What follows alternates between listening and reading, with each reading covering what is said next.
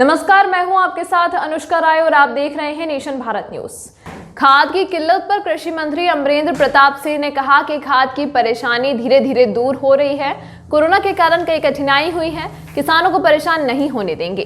भारत सरकार खड़ी है, जितना खाद मिलना चाहिए उसका 35% डीएपी खाद मिला है। डीएपी की जगह एनपीके किसानों को दिया जा रहा है।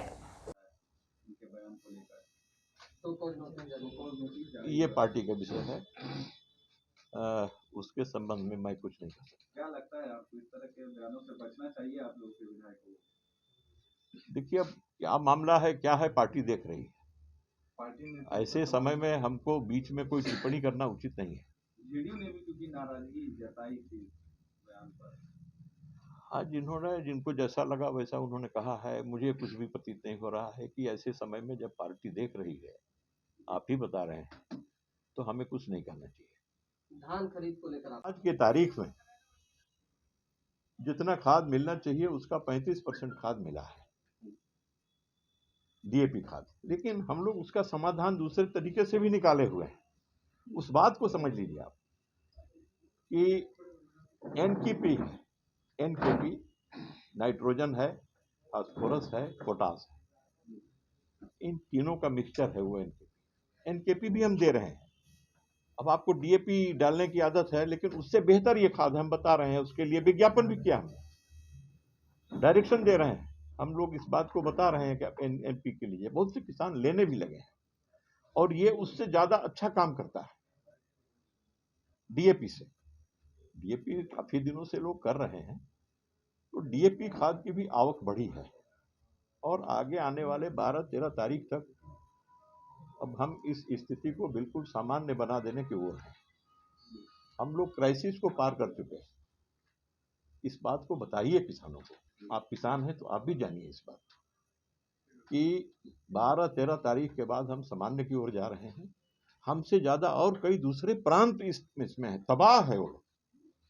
लेकिन हम लोगों के यहाँ हम लोगों ने इस स्थिति को नियंत्रित किया है। भारत सरकार से हम लोग मदद लेने में सफल हुए हैं। माननीय मुख्यमंत्री, हम लोग लगातार, और कल ही मुख्यमंत्री के साथ रिव्यू हुआ, और जो फर्टिलाइजर मिनिस्टर हैं मंडविया जी भारत सरकार, उनसे लगातार बातचीत चल रही है। उनके डायरेक्टर, उनके सेक्रेटरी सब हम लोगों के सीधे संपर्क में है, और रोज रोज डे टू डे कहाँ किस स्थान पर गाड़ी पहुंची, रैक पहुंच गया, कहाँ कितना पहुंचा, कहाँ कितना रिक्वायरमेंट है, सारा हम लोग देख रहे हैं। स्थिति धीरे धीरे नियंत्रण में आ रही है। आपका सहयोग चाहिए। ऐसी परिस्थितियों में आप सहयोग नहीं करेंगे तो कब करेंगे? इसलिए एक मुद्दा है, उसको बहुत लोग पॉलिटिकलाइज कराना चाहते हैं, और आप माध्यम बनेंगे, ये उचित नहीं है। आप सही समाचार दीजिए किसान भाई बहनों को, और खाद की कमी हम नहीं होने देंगे। और ये जो बुआई का समय है, इसमें जो खाद लगेगा, जितना लगेगा, हम लोग दे रहे हैं, और उनके फाइनल यील्ड में, उनके जो अंतिम उत्पादन है, उसमें कहीं कोई एक छटाक कमी नहीं होने देंगे अपने किसान भाई बहनों को। इतना हम आश्वस्त हैं। आपको आपके सवाल से समस्या का समाधान नहीं ना हो जाएगा। सवाल तो है ही है, मैंने कोई बटन दबा के हो जाएगा क्या? इस बात को समझने की आवश्यकता है, संजीदगी के साथ, संवेदना के साथ। खाद लाइए, खाद लाइए। खाद कहां से आएगा? खाद तो आ रहा है। ऐसा नहीं है कि खाद नहीं आ रहा। जिस रूप में प्रकट किया जा रहा है उस तरह की कमी भी नहीं है। लेकिन अब अपने देश में जिस प्रकार से किसी बात के लिए शोर मचता है, हम कैसे लड़ेंगे? बड़ी लड़ाई अगर हो जाए देश में, और कोई चीज की कमी हो जाए, तब तो हम प्राण दे देंगे और कहेंगे लड़ाई बंद करो, सेना को पीछे लाओ।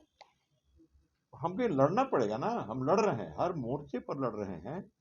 और ऐसा नहीं है कि किसानों के फाइनल यील्ड में, जो फाइनल उत्पादन जो है किसानों का, जो अंतिम उत्पादन है किसानों का, उसमें कहीं कमी होने देंगे। भारत सरकार खड़ी है। खाद हमारे यहाँ नहीं होता है, केंद्र से मिलता है। इस बात को पूरे तौर पे जानिए। एक छटाक खाद हमारे यहाँ नहीं होता, केंद्र सरकार देता, सारे देश को केंद्र सरकार से मिलता है। और पहले बात तो सुनो ना, चाहिए वो आक्रोशित नहीं, आप इतना आक्रोशित है। बात सुनिए, आप बात समझिए। आप किसान नहीं ना है, आप किसान के यहाँ हमारी बात पहुंचाइए, आप हमारा माध्यम बनिए। महारानी परिवार की ये सा- रोबिन थोड़ा पीछे करो। खाद की परेशानी है, लेकिन खाद की परेशानी अब धीरे धीरे दूर हो रही है। परेशानी का कारण सभी जानते हैं। इतनी बड़ी जो वैश्विक महामारी आई थी, तो देश कैसे उसका सामना किया, उबर पाया, तो उसके कारण अनेक प्रकार की कठिनाइयां पैदा हुई, जो आज भी उनका सामना करना पड़ रहा है। उन कठिनाइयों से आज भी मुक्ति नहीं मिली। रेल बंद हो गया, रेल आज भी नियमित रूप से नहीं चल रही। रेल आज भी बाधित है, रेगुलर रेल सेवा पर। उसी तरह से विदेशों से आवाजाही में जो हवाई यात्रा थी वह तो बंद हुई ही, और शिपिंग भी बंद हो गया, जहाज भी बंद हो गया। और जो खाद हमें चाहिए आज, डीएपी, इस बात को भी जानना जरूरी है कि उसका 60% हिस्सा डीएपी का वो इंपोर्ट होता है, आयात होता है। तो विदेशों से भी आवक बंद होने का, और जितना हमसे एग्रीमेंट हुआ है देने का, उसको लेने का, उसमें भी बाधा पड़ी। उन देशों में भी परेशानी हुई है उत्पादन की, तो उसके कारण कठिनाई पैदा हुई है।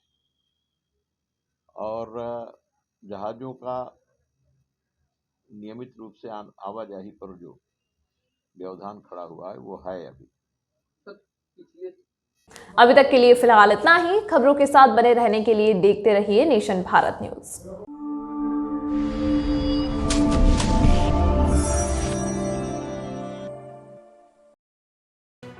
लेटेस्ट खबरों से जुड़े रहने के लिए हमारे चैनल नेशन भारत को सब्सक्राइब करें और बेल आइकन को दबाएं ताकि कोई खबर छूट न पाए।